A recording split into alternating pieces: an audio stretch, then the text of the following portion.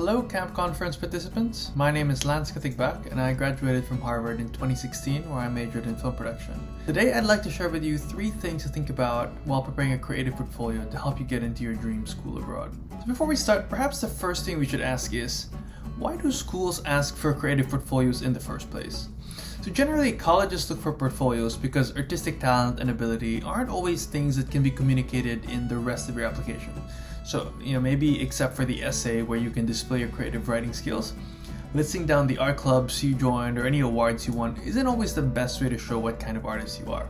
Now, it's important to keep that in mind because for many schools, the portfolio is just one part of your application. For a generalist school, perhaps like the Ivies or like the UCs or many other colleges where portfolios are optional, it can probably help tilt an application in your favor if you're on the fence. But if you're far from the typical GPA or SAT cutoffs, even the strongest portfolios might make it hard for you to get in. Now, if you're applying to some schools with more defined art programs, maybe like NYU's Tisch School for the Arts, then the creative portfolio will probably be scrutinized about as much as the rest of your application. Now, if you're applying to a dedicated art school, like perhaps the School of Visual Arts in New York City, then your art portfolio is more likely to be the primary determinant of whether or not you get in. Now, you should also remember that every college's creative portfolio requirement is unique. Some schools might ask you for sample work, an artist statement, and a few essays, while others might give you the option to submit any kind of artwork that shows your vision. Some might specify the number of photographs or artworks you can submit, or they give a time limit on the film, while others might not be as strict. So be sure that you research your individual college's requirements ahead of time, so that if you still need to prepare art, you have plenty of time to do so. Many of you who are watching this are probably getting a little bit intimidated right now. Perhaps the only artworks you've made are from a few group projects from school or from art class. Maybe you've never written an artist statement before.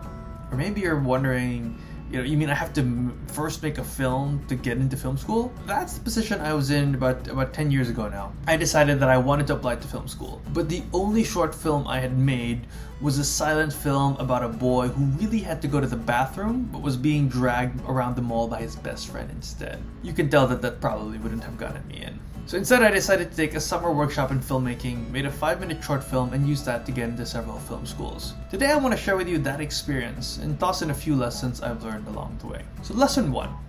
Take advantage of the resources around you. So I was a junior in high school when I first decided that I wanted to apply to film school.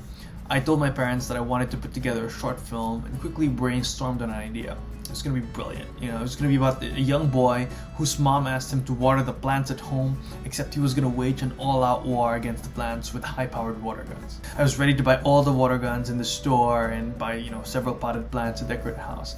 I showed my parents the script, asked for some money to rent a camera and buy water guns and plants, and they said, "Why don't you take a summer filmmaking workshop instead?"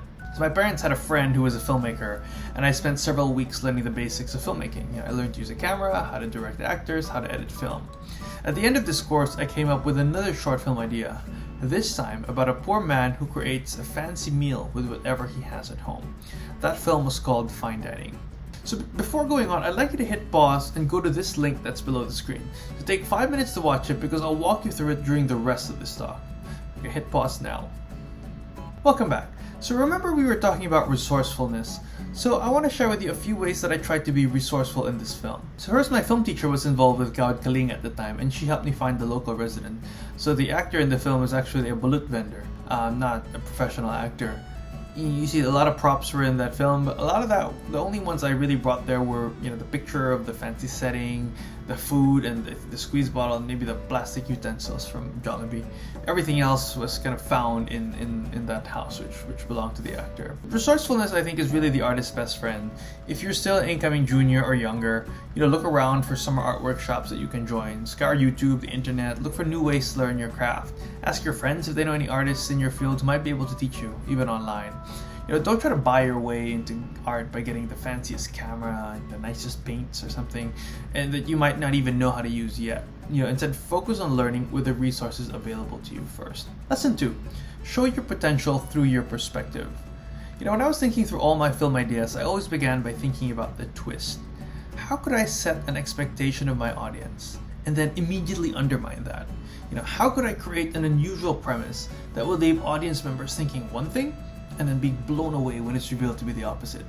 So that was the premise of fine dining. I remember eating at a fancy restaurant for an aunt's birthday and thinking, what would this table setting look like if instead of all these, different silverware, I made that with like a Jollibee spoon and a McDonald's fork. That idea soon snowballed into the film that you just watched.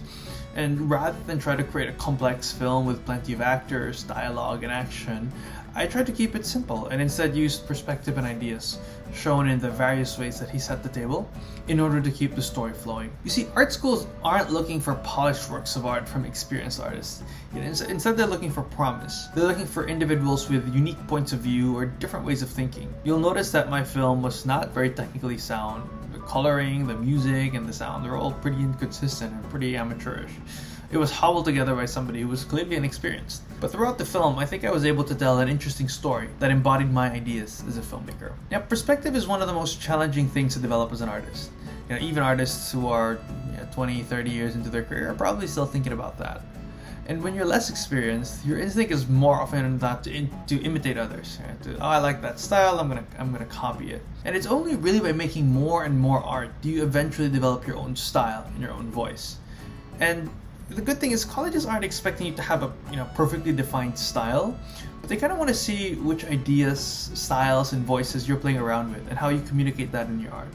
In other words, I think they want to see how you're experimenting with the tools available to you. Lesson 3.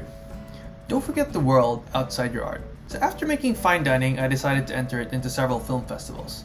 It ended up winning an award in one of them, and I was able to fly to New York for the program. I posted it online, and I've shared it freely with teachers who've asked to use the film for their classes. I think Fine Dining has a couple 100,000 views now, mostly by people I think who resonated with the messages that the film told about love, humility, dignity, and poverty. Now, I tell you this not to brag or to set the expectation that you need to create an award-winning film, but really to share with you that what happens outside of your art can often be as important as what happens inside of it. Remember that I started earlier by telling you that every college's portfolio requirement is unique. But what most colleges are also looking at are the soft skills that are perhaps built around and even outside being an artist. And it's easy to think of an artist as this recluse who hides away in a studio making art all day. But in reality, most art is very collaborative. So the more opportunities you have to share your art, to get feedback on it, the better. So maybe that means posting your art online, having an exhibit where you live stream yourself talking through your art and have people ask questions. Maybe, when school reopens, you can start a club focusing on maybe filmmaking if you don't have a club there yet. And get a group of friends together and make a couple short films. Maybe you can volunteer your art skills by having people commission artworks, for example, and then donating the proceeds to a charitable cause. What you do with your art outside of making it and after making it can always be just as important as what the art actually looks like. Between, I think, two artists of great talent, or between two artists of equal talent, schools are probably more likely to admit the candidate who uses their talents for causes greater than themselves. Don't just make your art for the sake of it, but see what you can do to expand its purpose. After I graduated from college, I decided not to pursue filmmaking as a career. I went on to work in management consulting before moving into a fintech startup where I now work. I don't make films that often, although I somehow get, pulled into making one film every year for work. But I've often found the lessons of film school and the lessons of making a portfolio relevant to this day. Be resourceful, show your perspective, and look outside your art. I hope this gives you a few things to think about as you prepare your application. Good luck and take care.